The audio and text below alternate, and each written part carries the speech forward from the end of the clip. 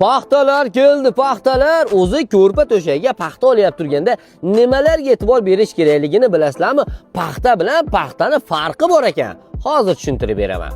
Bu Shahrixonning Segazaqumida joylashgan shunaqangi katta paxta otadigan sex. Bu yerda boshqalardan farqli o'laroq to'g'ridan to'g'ri paxta zavoddan keladigan toylardan yangi paxtalar otilar ekan.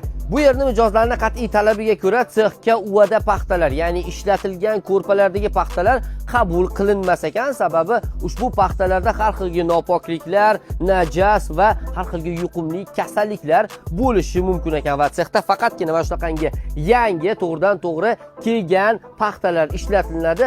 Buni xalqimiz o'zi namozlik paxtasi deyishar ekan va mana shunda farqi bor ekan. Ko'rib turganlaringizdek, paxtalar juda ham chiroyli sifatda tayyorlanadi, yumshoqqina, shunaqangi momiq va faqatgina paxtani hidi keladi.